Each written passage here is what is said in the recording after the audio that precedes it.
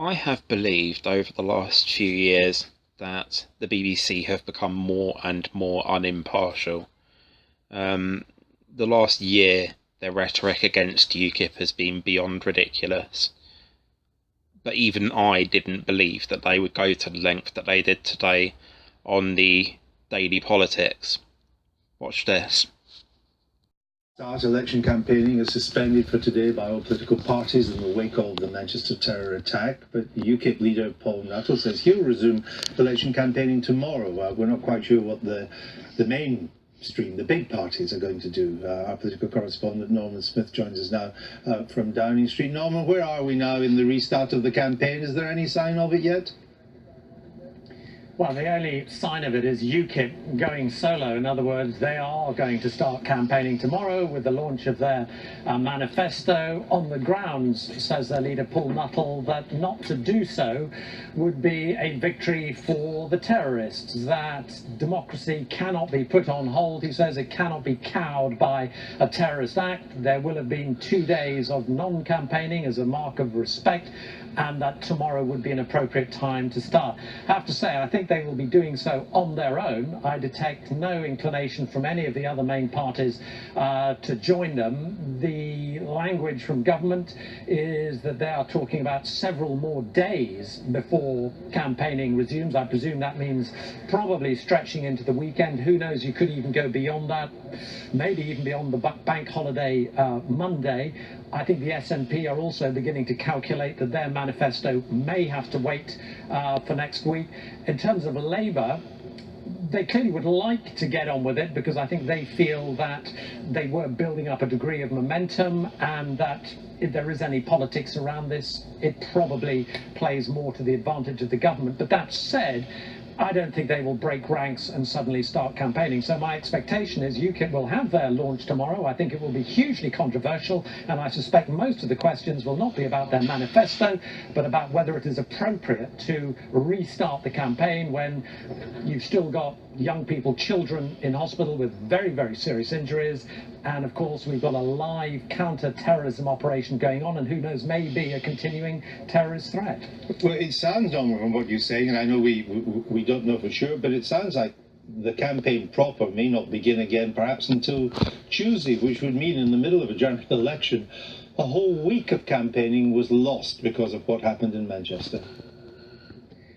I think that is a possibility. I would just caution this, though, as I understand it, there's been no formal discussion or decision within government about exactly when to restart. And I think that in part is because of the nature of the counter-terrorism operation, the fact that, the risk has now been raised to critical, the fact that troops are going to be deployed. There is clearly a nervousness and anxiety that this man Salman Abedi had associates, was maybe part of a network. In other words, there is a potential live threat.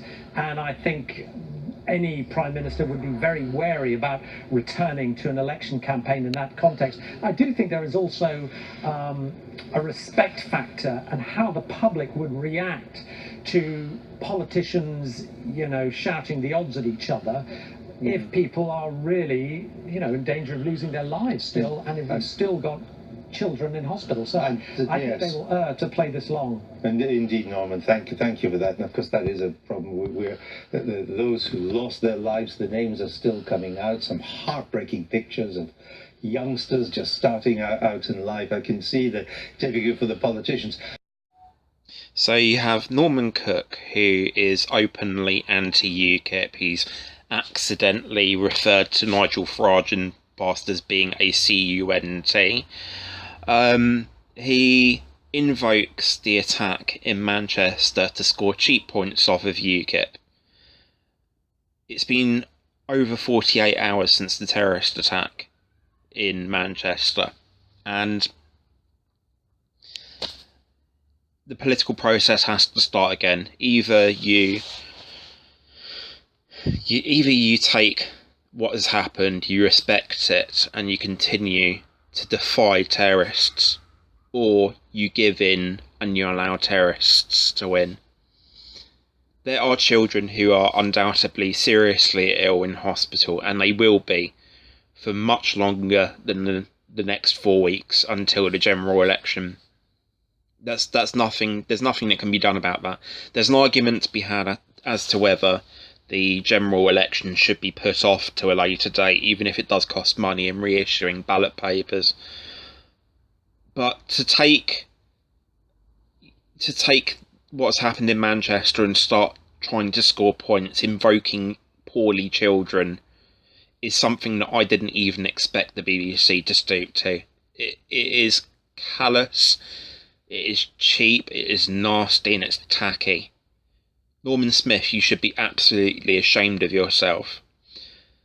The Labour MP Mike Gapes, or prospective parliamentary candidate, is currently campaigning on Twitter. He is openly campaigning. I have seen people from all of the political parties on social networking sites appealing to people for their votes. People are openly campaigning. You know, it's not like UKIP have been quietly campaigning away.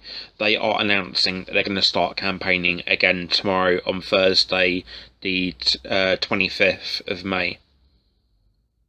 You know, it's despicable. You know, there are people who favoured staying in the EU on social networking sites, saying it's the first time they've agreed with UKIP on anything in a long time, that they need to continue, that we need to get on with it, and we need to show terrorists that they won't stop us from living our lives, from having a democratic process. There are people who absolutely loathe UKIP. Labour supporters, Conservative supporters, Liberal Democrats, SNP, Plaid Cymru, Green Party, all saying that we need to get on with it. We need to continue living our lives. And then you have the BBC saying, no, actually, no, you don't. No, you don't. You know, it's controversial. You shouldn't allow it. People are going to disagree with it. UKIP's manifesto comes out with tomorrow, and the BBC have openly said that the vast majority of questions won't be about the manifesto. It'll be about whether it's right to start campaigning again. I mean, that says it all, really. That's not the BBC saying we will.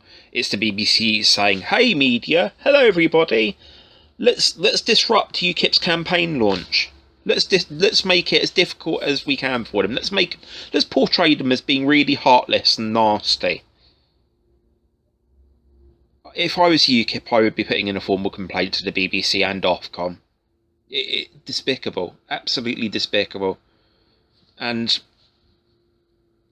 it's now reached a point where it's almost to be expected from the BBC, which is really unfortunate, because they were the gold standard. They set the standard for the media, for the news, right up until a couple of years ago. And now they are ultra political campaigning rhetoric.